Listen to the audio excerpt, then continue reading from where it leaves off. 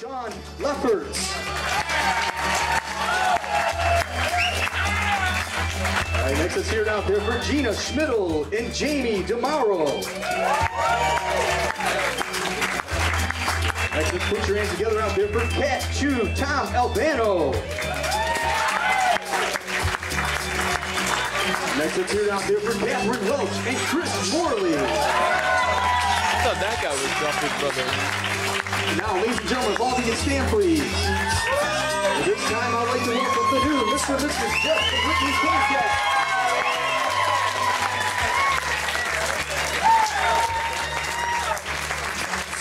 One more time, big round of applause for Brian Goodman.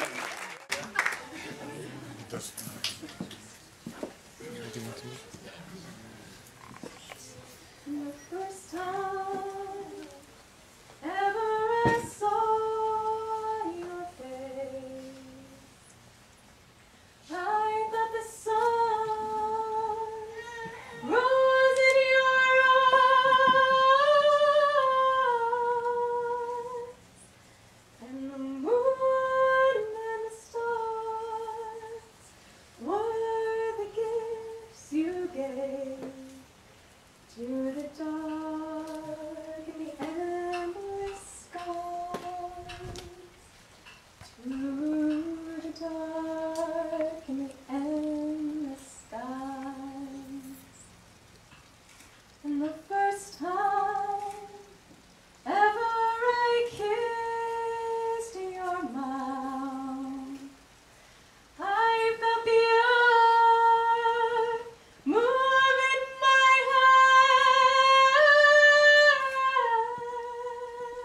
hands, like the trembling heart of a captive bird that was there at my command, my love, that was there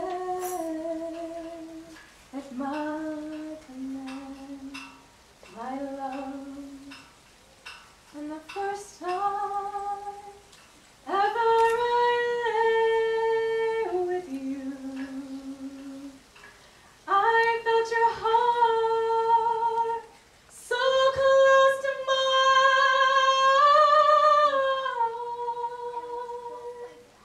mine, and I knew our joy, it would fill the earth and last till the end of time, my love, and would last till the end of time, my love.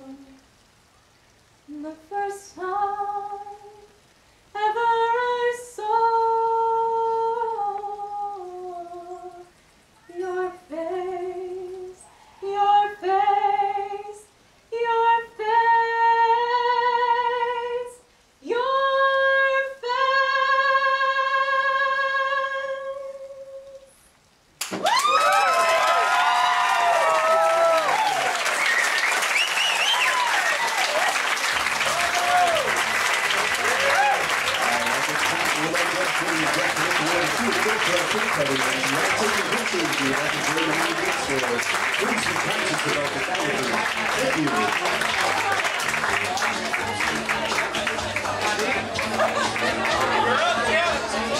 No, get that. It's good footage.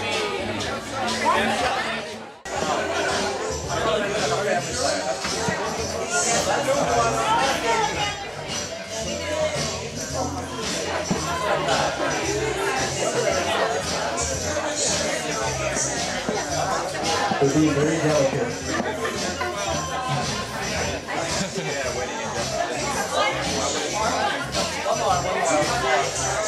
It's almost like they're surgeons.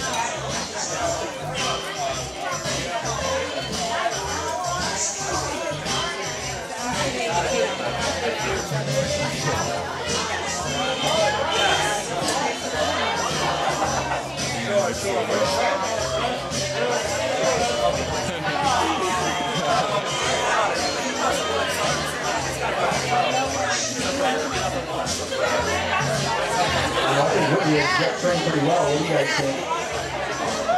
It's the other way around, right, Jeff? You got Whitney trained really well, okay.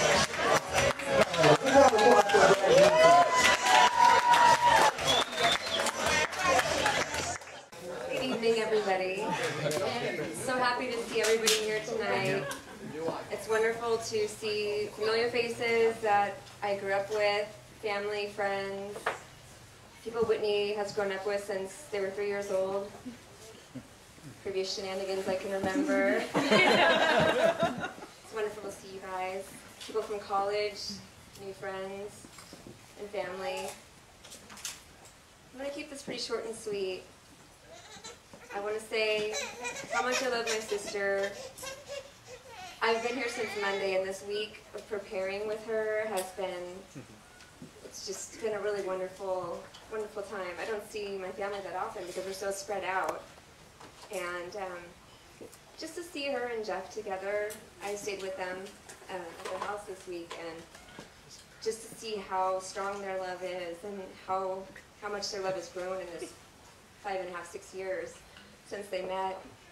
I'm so proud of both of them.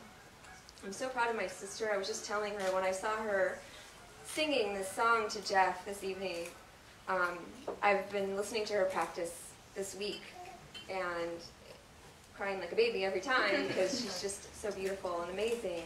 And as I watched her sing to Jeff tonight for the first time, I saw her as the beautiful young woman that she is, not just my baby sister. And I'm just so very proud of you, and so very proud of Jeff, and the wonderful people that you are, and the love that you have and share with all of us.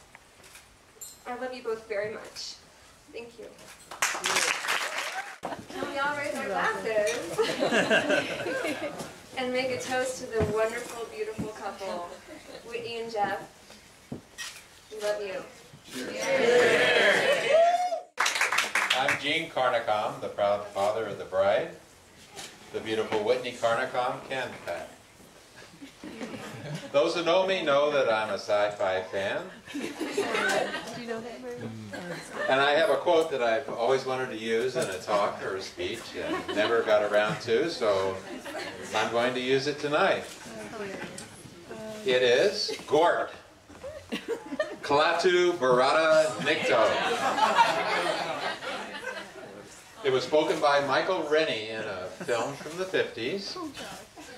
He was an intergalactic ambassador, and he spoke it to the wonderful actress Patricia Neal. It translated, it means, Gort, don't destroy the planet Earth. Now, Gort was a giant cyborg. He was a robot policeman whose job it was to enforce intergalactic law. He kind of looked a little bit like Jeff.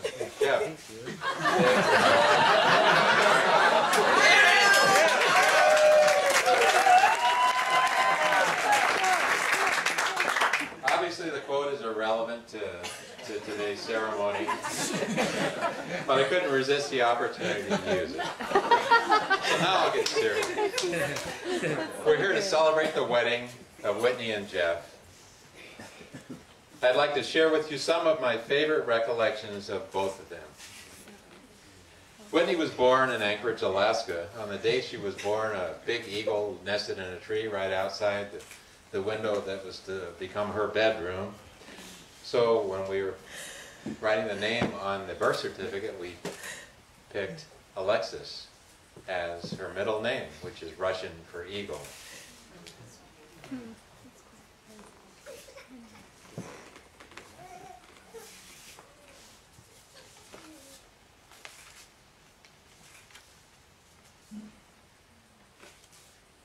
Whitney spent most of her life on Indian reservations. Her mother and I and the family, we all worked on with the Public Health Service, with the Indian Health Service, from everywhere from Alaska to Arizona, New Mexico, South Dakota. And Indians have a special place in their hearts for the eagles. It's important to their religion and their society. It's a majestic and wise creature of God. It's a strong and beautiful animal deserving of our awe and reverence, and Whitney shares the attributes of the noble eagle. I remember Whitney as a child playing soccer against boys who were much bigger and heavier and who tried to take her out of the game unsuccessfully game after game. I remember her pitching in girls softball and intimidating base runners as she played first base. I remember her volunteering at blood drives, helping with the Red Cross at shelter during the Wyndon, Arizona flood. I can see her galloping her horse in the rodeo arena as she won the title of Rodeo Queen for La Paz County. I also remember her coming into the Wallace Dome of the junior high school carrying a little white ball of fur who grew up to be a big white dog and asking me, "Daddy, can we keep her?" And the answer, of course, was yes. And I remember her coming to me with tears in her eyes telling me she had found her cat run over in the road outside.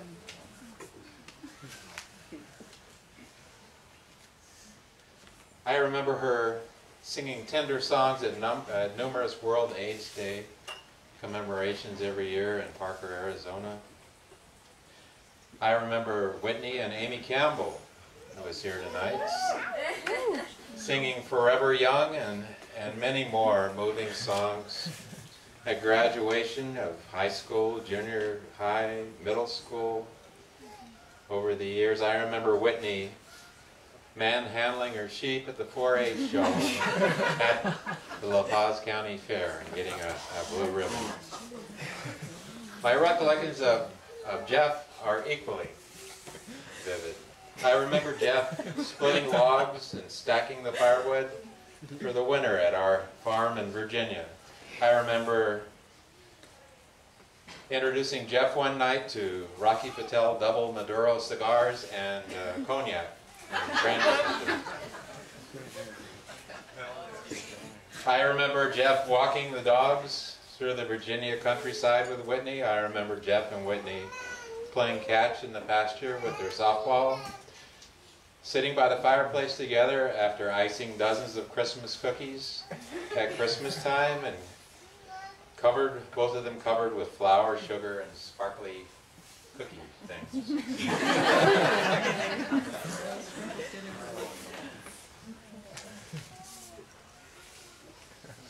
I can remember Jeff never correcting me when I pronounced his name Geoff.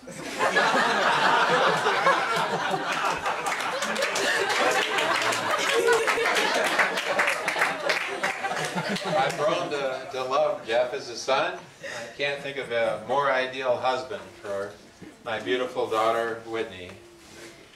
And I welcome him and his entire family into our family. So I'd like to end this, mercifully, with a toast to the bride and the groom. If you would raise your glasses to Whitney and Jeff. When children find true love, parents find true joy. Here's to your joy and ours, Whitney and Jeff, from this day forward. Serving dinner. We do have some toasts coming up during dinner. So again, we are going to be starting dinner at this time. And we'd like to ask everyone to please remain seated until your table has been called. Thank you. I am going to keep this as short as possible. I just want to thank the parents of the bride and groom, who without this would biologically not be possible. So thank you for bringing us all together this day. Whitney, you are everything a bride could ever hope to be. I'm sure you will be everything a wife could ever hope to be. But the next 90 seconds are going to be about my brother. I'm sorry.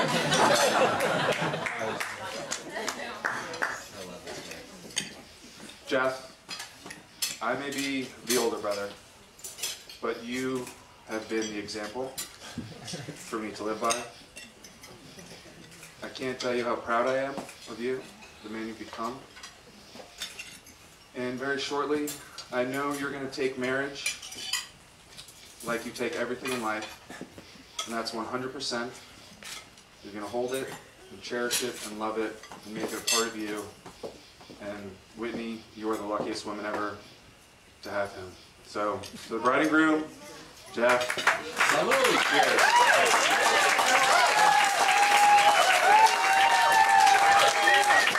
Now, for some real entertainment, I'm going to call Tom Albano to the stage.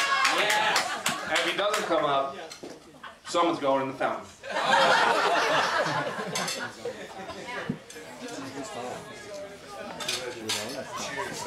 Next, not to cheers? No, you cheers. Good job. Oh. Calling time out better. You're already fine. Okay.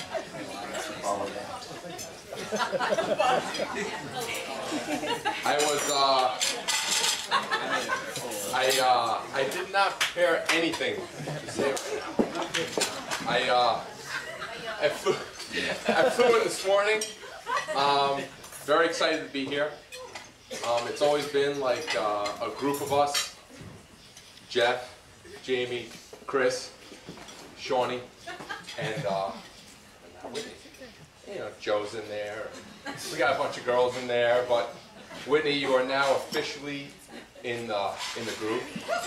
So I want to thank you for inviting us and bringing us in here. And this has been a wonderful occasion.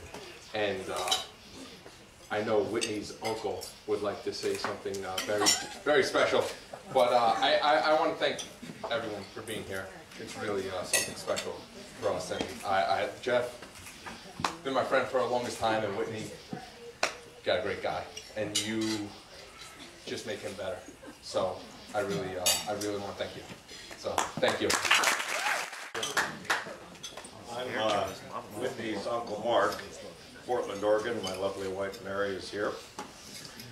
I got to tell you a little story, and then we'll talk about the bride, and then I have a few more stories. You know you're getting old when your sister comes up to you and says, "Are you going to give a toast?" And she said, "You gave one at Kurt's wedding." And I said, "Really?" I said, "I don't even remember that." The other thing about the wedding today, I got strict instructions last night. As an usher, you have to be there at 3 o'clock. Be sure to give everyone a program. The families can sit on either side. If the ladies want to be escorted down the aisle, do that. Show them where the restroom is. And so I was trying real hard to do a good job. And the bride's mother came up, and she has a different style of makeup than I've ever seen. And since confession is good for the soul, I didn't even recognize my own sister. I was making corrections. Whitney and Jeff, we wish you all the best. And when I've made a couple trips to Alaska when Whitney was young and the boys were young, and I always think of that home in Wasilla. And I was so amazed that you could have a stream or a small river behind your house and you could see salmon fishing by. I thought that was just amazing. Gene, you mentioned about calling Jeff Geoff. Don't feel too bad about that, because in my second career as a car salesman, I worked with a man named Geoff. And we called him Geoff, and he never objected. There's two other people on our family side I want to call attention to. One is Andy Shaw from Lincoln, Nebraska. Stand up, Andy. Andy is our middle sister's son. Margaret can't be here tonight, but Andy's here. If you want to know anything about Nebraska Cornhusker football, call Andy. The other is our dear cousin, Kathy Ryan, sitting over here. Stand up, Kathy. Kathy's late mom was my mother's twin sister. And we had so many good memories as a family for 209 South Maple. We lost Aunt Margaret recently. And I always remember Aunt Margaret always let me eat a full Hershey's chocolate candy bar, not half. And I loved it. And I can remember that white kitchen closet in the kitchen till the day I die. So I'm glad. And Kathy's also one of many nurses or medical professionals in our family. I was laughing. We drove, my wife and I, over from Eau Claire, Wisconsin, where we flew in from Oregon, and we came through central Wisconsin over the upper peninsula of Michigan. And you know, you get kind of road weary. And I was thinking of our Aunt Edna, who used to be funny as heck, and then she'd have a drink in her, and she'd be doubly funny. And she'd always say, "Don't you feel like you just got off the boat?" And I was thinking about that. I guess you have to be in our family to appreciate that. The other thing, I spent 29 years in my first career in minor league baseball. And three quick stories. We were listening, coming over the Upper Peninsula the other night to the Tiger baseball. And I was listening to the announcers, and I said to my wife, I was explaining that I never met Ernie Harwell, one of the few people I never met. I always wished I had. And I said, these two guys are okay, but it's not Ernie Harwell. I don't care what anybody tells me. The other one, the brief period when Bo Schembechler attempted to run a big league baseball club after he retired from coaching. I was at the winter meetings one year, and I was late for a meeting, and I looked over this big breakfast room, and wouldn't you know, the only seat available was Bo Schembechler's table. He was sitting by himself, so I said, "Coach, would you mind if I sat down?" And he was asking my background, and I was politicking for a job. And I couldn't get over how, I mean, the guy almost tackled his whole breakfast. And I thought, well, this is intensity, you know. And then when he passed away from a heart attack, I thought, well, that is intensity. The other story, Ernie Harwell. I'm writing a book on American trivia, and there's two things about Ernie Harwell I found out. That most people in baseball, I've checked around, Ernie Harwell was a newspaper boy in Georgia. And he delivered papers to Margaret Mitchell, who wrote Gone with the Wind. And the other story, Ernie Harwell published and wrote 525 songs. And apparently many singers have sang it. I have never heard that story. And then I started to think, well, if you had to sit in a bar with a couple of ball players over the years, you probably heard a few stories, so they became good songs. So, congratulations, bride and groom. And in Polish, we would say stolat. May you live to be 100. Thank you.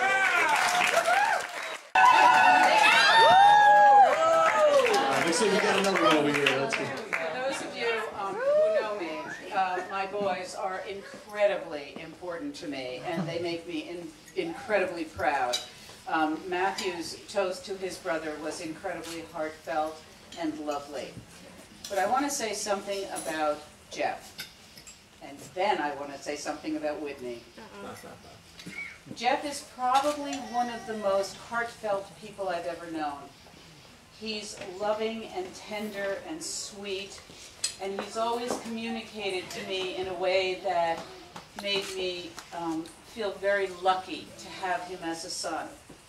When he called me 6 years ago and said, "Mom, I met this girl, and she's amazing. She is one of the sweetest, most compassionate, most loving people I've ever known." And I said, "Oh, well, this is special." And then he brought her home, and I went, "Oh my God, he's right." Prior to meeting Whitney, I went out to Flagstaff to pick him up, and he said, "Sit down, I want you to hear something." And he played a CD of The Rose. And I sat there and cried for the entire thing. And I said, "Where did you get that?" He said, "That's Whitney." And I said, "I want to meet this girl." I am so blessed to have you as my daughter-in-law. I love you deeply. I cannot imagine a woman who could be better for Jeff than you are. And I am inspired by the love that you have for each other, the depth of your understanding and your consideration for each other, and the way that you love one another. It blesses me in a way that who knows as a parent that that's going to happen, but when it does, you know it and you say, thank you, God, for these two people in my life. Thank you, both of you. I'm Jeff's dad, John, and I've met quite a few of you over the past few days. First of all, I'd like to thank Whitney's parents, Jean and Claire, their generosity. I mean, this is the finest, most beautiful spot for a wedding I've ever been to. It's outrageous.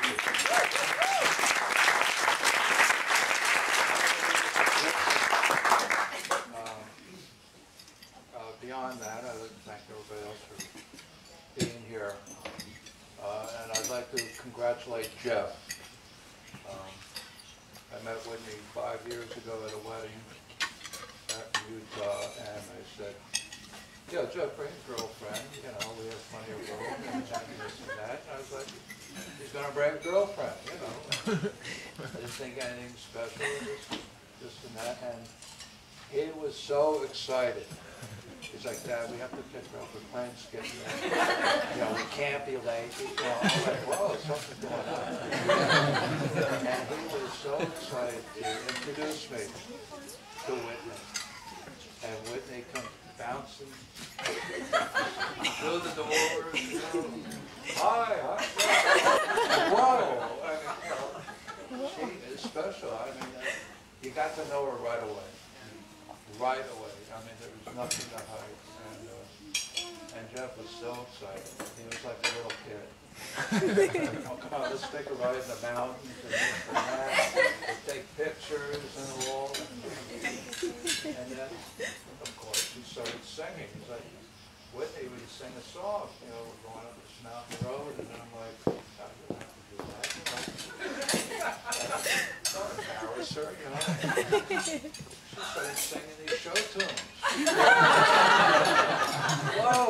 You know, it was unbelievable. And today, Whitney, and every day since then, you are really the most beautiful woman on the planet.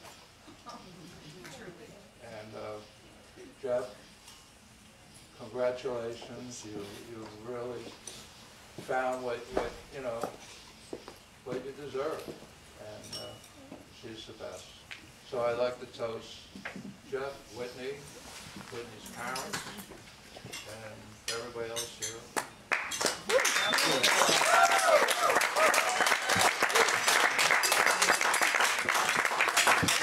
Anybody else? Oh, Pete. I've been talked into it. I don't have a choice.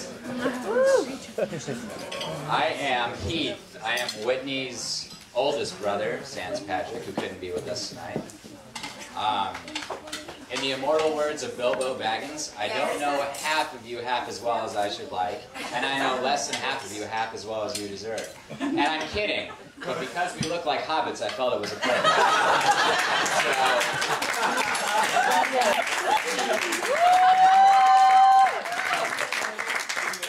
As the official middle child who hasn't been married yet, I've been gifted with my brother's marriage and now my sister's marriage.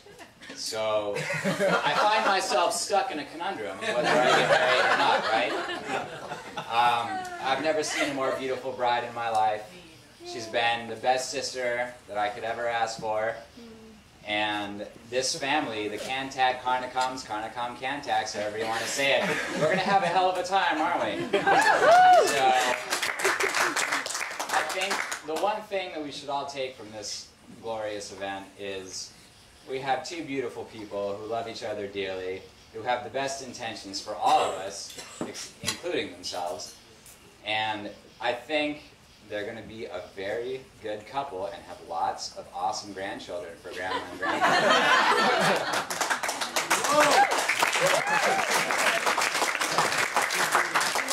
So I would just like to say I'm very proud that all of you could be here. It's a nice event that she could have, you know, everyone that she loves, and Jeff could have everyone that he loves here. And I'm not going to waste too much time, so thank you everybody for coming. I appreciate it. So adorable. I'd like to thank Samantha for bringing me here. I don't know anybody but Samantha and Geoffrey and Whitney. Maybe.